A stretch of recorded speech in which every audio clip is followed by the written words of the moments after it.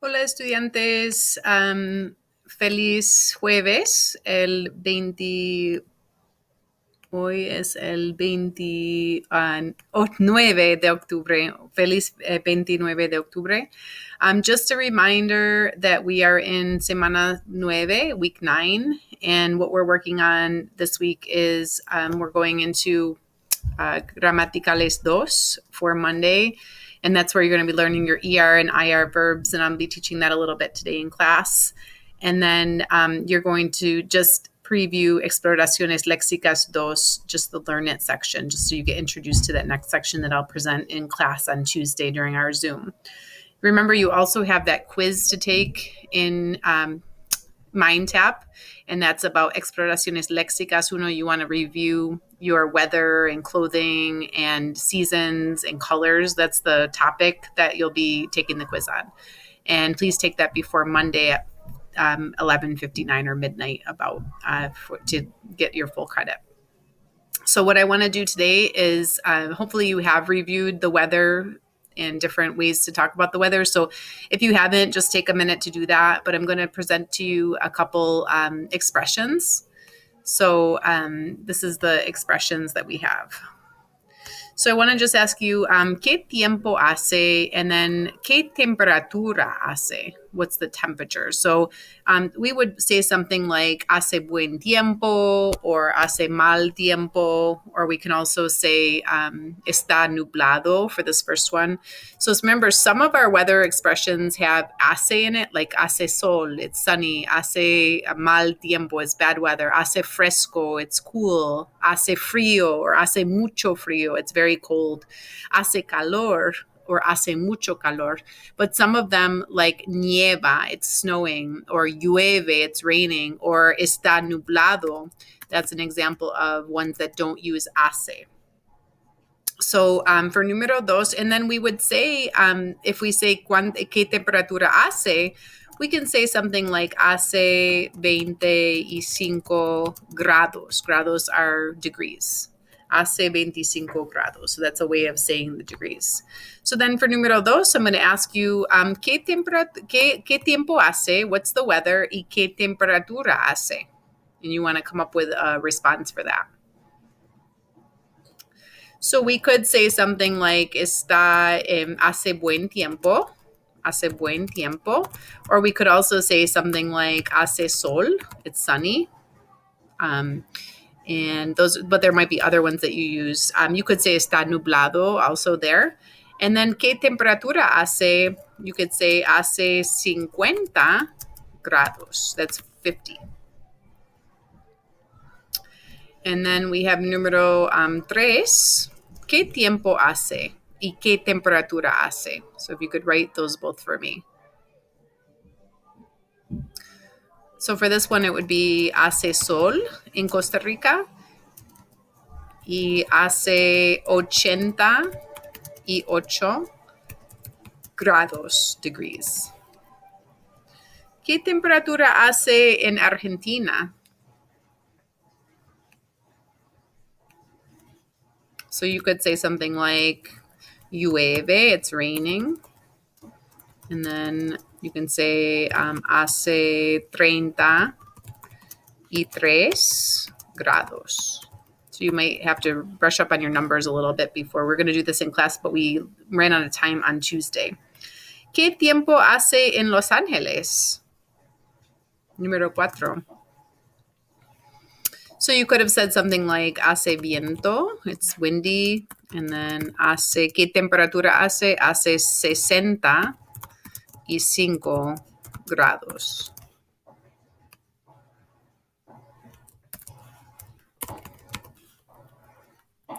¿Qué temperatura hace en México? Número 5. And then, ¿qué temperatura hace? So you could say something like hace buen tiempo or hace sol.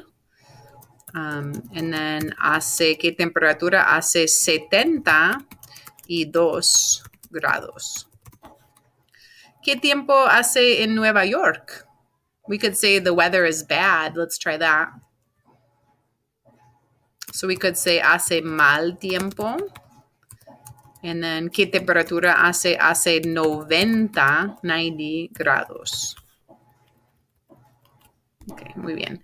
Okay, estudiantes, the other thing that I want to do with you is just review. I promised that we'd talk a little bit more about gustar. Remember, we talked about gustar, and gustar is one of these verbs that do not say like yo gusto or tú gustas.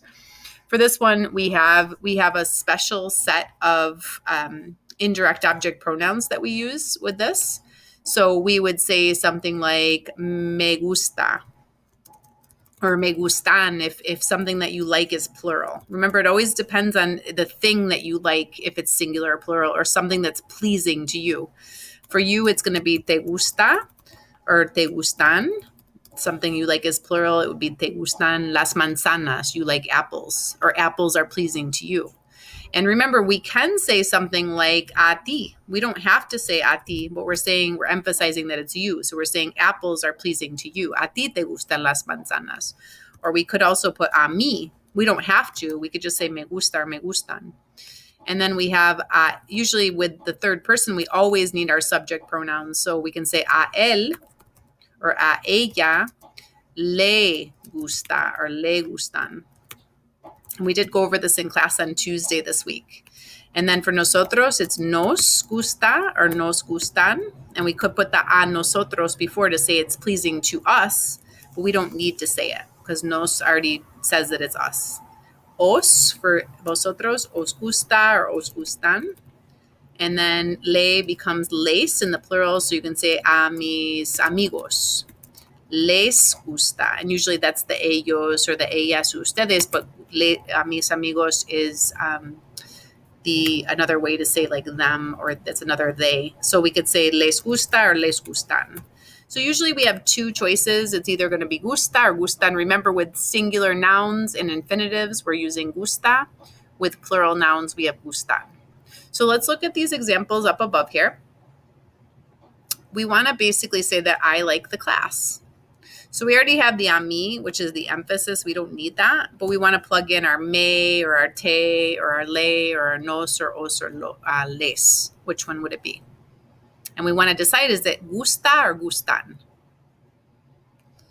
So hopefully you had the right answer for this. A mí me, because it's to me that it's pleasing, me gusta la clase. So a mí me gusta la clase. So the class is pleasing to me. We want to kind of read it a little backwards. Then here you want to say you like the pants. So for that one, it should have been a ti te gustan, because pantalones is plural. We're going to choose gustan los pantalones. Here we want to say they like, or studying is pleasing to them.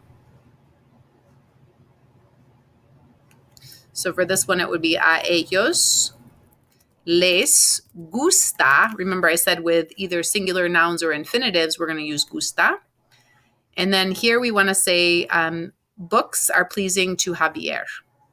And Javier is one guy, so we want to use the third person singular. For that one, it would be a Javier le, because it's to him. Gustan because libros is plural. A mis amigos, they like, we're saying the film or the movie is pleasing to my friends. So we want to either choose gusta or gustan for the second blank based on la película. And then we have to choose either me or te or le or nos or os or les for a mis amigos.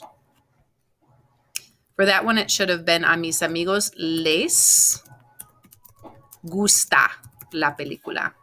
So the film is pleasing to my friends. Les gusta la película. A vosotros, so we're trying to say here that y'all, listening to music and talking is pleasing to you all. So remember, when we use the infinitive, we're going to just need the singular. So for that one, it should have been a vosotros os gusta escuchar y hablar. Even though we have two infinitives, it's still going to be singular. Here we want to say mathematics class. Mathematics class and English class, and it's still singular because it still has that Y in between, so we're just going to look at them as singular, is pleasing to her. So we want the singular for that, not the plural. So for that one, it would be gusta because we're talking about la clase de inglés. And for a ella, we're going to need le because it's to her. So a ella le gusta la clase de inglés y la clase de matemáticas. Here we want to say that the film is pleasing to us. So what would we choose for la película? Would it be gusta or gustan? For that one, it's going to be gusta. And because it's to us, it's going to be nos. A nosotros nos gusta la película. So hopefully this makes sense. We have this new structure that we're learning, and it's a little different than the regular verbs that we conjugate in Spanish. So this is part of the class where I'm going to ask you to take some notes because we're going to be learning some endings for ER and IR verbs. So basically, we've already learned in Spanish that we have AR verbs like hablar and cocinar and bailar. And what we did is, remember, we took off our AR and then we added our endings. So bailo, I dance, bailas, you dance, baila, he dances, bailamos, we dance, vosotros bailáis, y'all dance, or vosotros or ellos bailan. So those were our AR verbs. Now we're going to go into two other families of verbs. So there's only three different families. There's AR, ER, and IR in Spanish. So now we're going to go into our ER and IR verbs in the present tense. So for ER, we have verbs like comer, to eat, and IR, we have verbs like escribir, to write. So I'm going to ask that you take notes with me right now and just write down the endings so that you're familiar with them. You do want to memorize them. For AR, we have o, as, a, amos, ais, an. You should know those by now. But for ER, we're going to have o. So we're still going to take off our comer. So just put your chart together like that. We call it the six-pack. And we're going to be left with the stem. So com, and then it's the same as AR verbs. It's o. So yo como, and you don't need the yo, but that could be emphasis. Yo como, I eat. So comer is to eat. Well, we want to break it down and say yo como, I eat. And then we're going to do the same thing with tu. So tu is you. We don't need that, but we can put it in there. We have com as our stem after we took off our ER. And instead of as, like the AR verbs, it's es, es. So that kind of makes sense because we're talking about ER verbs. Instead of as, it's es. Same thing, but down here we are going to need our subject pronouns. We want to say either él or ella, he or she, or usted, you, formal. And then we're going to take our stem, which is com, after we took off our ER, and we're going to add a. So instead of an A, it's an A. Instead of an A, it's an A. So it's E. Come. So él come una banana. He eats a banana. For nosotros, it's going to be, we're still having our stem. Instead of AMOS, like AR verbs, it's EMOS. So that makes sense because we're talking about ER verbs. It's comemos, we eat. Comes, you eat. Ella come or él come, he or she eats. Then we have vosotros. We don't need the vosotros, but we can put it in there. And we still have our stem after we take off our ER. And we're going to add EIS. Instead of AIS, like the AR verbs, we have ACE, EIS. So since it's an ER verb, it makes sense. Vosotros coméis, y'all eat. Then we have ellos, they. The plural of él is ellos. If you have more than one L, more than one he, it becomes they. And then more than one ella is ellas, females. And then ustedes is also y'all, if you're not from Spain, remember. Vosotros is the Spanish version of y'all. And then we're going to still take our com, which is our, when we take off our AER, that's our stem. And we're going to add, instead of an, like AR verbs, we're going to add en, comen. So that's they eat or y'all eat. So make sure that you know those. Those are really important. This is a good foundation for Spanish, and it's going to be really important as you move forward. So the cool thing about ER and IR verbs is that they're very similar. There's only two conjugations that are different. There's only two endings that are different. So for ER verbs, we're still going to take off our IR. Escribir is to write. That's the infinitive. We need to break that infinitive down to match subject pronouns. So if we're left with escribe, so yo, which you don't need, escribe, that's your stem, and their ending is going to be still o. So for AR, ER, IR verbs, it's always o for yo. Yo escribo, I write. And then we're going to do the to form. So we still have escribe, which is our stem. We're going to add es to it, just like we did in the er verbs. So er and I are very similar with their endings. There's only two that are different. Same with el or ella or usted. It's still going to be escribe, which is our stem after we take off our ir, and then we're going to add an e, just like we did with the er. So escribe. So that's he or she writes, or does write, or is writing. There's three different conjugation. There's three different translations. When I say yo escribo, I say I write, I do write, or I am writing. Then we have nosotros. We have escribimos. We don't need the nosotros, but we can put it in if we wanted to. That's our subject pronoun, nosotros. Escribimos. We have IMOS. So if you notice up in the IR verbs, it was EMOS, but now we have IMOS. So this is the one that is different. That's we write. And then we have vosotros, which we don't need to say, but we can put it in if we want. And then we have escribís. So we have escribe as our stem. We're going to plug in the IS with an accent. Instead of EIS, it's IS. So those are the only two that are different, the nosotros and the vosotros. Otherwise, the endings for IR and ER verbs are exactly the same. So if we notice, our ending for ER verbs was EN. So it's going to be the same for IR verbs. So we're going to say ellos escriben. So escribe is our stem after we take off our IR, and we're adding en to say they write. So what I want to do now is just give you a list of some of these verbs, because you are going to need to recognize what they mean in Spanish. And these are some of the most common ones that we have in Spanish. So if you could just jot these down in your notes, there are a few here. So admitir is one of our IR verbs, perdón. And that's going to be to admit. Like, yo admito la verdad. I admit the truth. Asistir, usually we add an A at the end. So asisto a la Universidad de Hilbert, that's to attend. Asistir a. Descubrir is to discover. And again, we're going to want to break those down when we're talking in a sentence, like yo descubro, tú descubres, él descubre, nosotros descubrimos. That's one of our IR verbs. Dividir is to divide. Some of these are cognates. They look a lot like English, so they help us understand. Imprimir is to print. So if I say yo imprimo mi documento, I print my document. So again, we're going to want to take off the IR when we're saying yo imprimo, tú imprimes, él imprime. Subir is to go up. So yo subo las escaleras. I go up the stairs.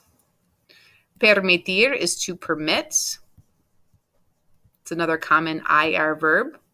Ocurrir, to occur. I can say el accidente ocurre. It occurs in la casa, in the house. Interrumpir is to interrupt. So you just want to know what these mean, because you're going to see some of these verbs. And they're also common in general, so you'll know your Spanish. Escribir, think of a scribe, to write. We just did that one when we were conjugating. Vivir, we did a little bit of this before. Yo vivo en Buffalo, Nueva York, or yo vivo en Hamburg, Nueva York. I live. So vivir is as an infinitive is to live. Compartir is to share. Yo comparto mi sándwich con mi hija. Abrir is to open. So if I say Zachary abre la ventana, I'm saying that he opens the window. So we want to conjugate that. Decidir, to decide. So again, these are infinitives that we need to break down or conjugate to make them match your subject pronouns. Recibir, to receive. Deber, to owe. Like yo debo mucho dinero, I owe a lot of money. Well, hopefully that's not true, but comer, to eat. That's one of our, now we're going into ER verbs. So we started with IR verbs. The IR is like kind of like a last name or a family. Now we're going into the ER. Beber, like beber un chocolate, to drink. Beber is to drink. Correr is to run. Yo corro un maratón. I run a marathon. So again, you want to take off your ER and conjugate the verb. Leer, un libro, to read. Tener, we already studied tener, actually, to have. And this is actually an irregular one. Yo tengo, tú tienes. So actually, that one's a little more complex because we can't just take off the ER and then put in the endings. We have to know that tengo is I have, tienes is you have, tiene is he or she has, tenemos. So that one's one of our irregular ones where the endings are not quite we can't just use the same stem for all the different conjugations like we can for the other ones. There is a little bit of irregularity, so we kind of have to just memorize that. Comprender, think of to comprehend, is to understand. Yo no comprendo mucho en la clase de biología, to understand. So again, we want to take off the ER to conjugate. Romper, to break. Mi hermano rompe el hueso, the bone, or el papel, to rip or to break. This could also be to rip. Hacer is to make or to do. And that's actually an irregular one too. So we won't use that in this chapter, but I just want you to recognize it. Responder is a regular one. Regular as in regular. It's to respond. So if I say ella responde en la clase de español, I'm saying she responds. Think of a vending machine or a vendor, to sell, vender. Esconder is to hide. Barrer is to sweep. And creer is to believe. So I just want you to know some of those verbs before we go into the practices in MindTap. So what I'll do for the next class is we'll do a little bit more conjugating when I see you on Tuesday of the ER and IR verbs. So we flow a little bit into this chapter or this lesson, which is gramaticales dos. So if you can please just memorize these endings and study the verbs and go into your MindTap. You're going to end up taking a quiz this week too with the vocabulary, but I want you to know the meanings of some of these verbs and how to conjugate them. And that's what you really need to know, what's essential for your MindTap work. And we'll do a lot more practice on Tuesday when I see you in clase. Muchas gracias, estudiantes. And then, of course, as always, escríbeme.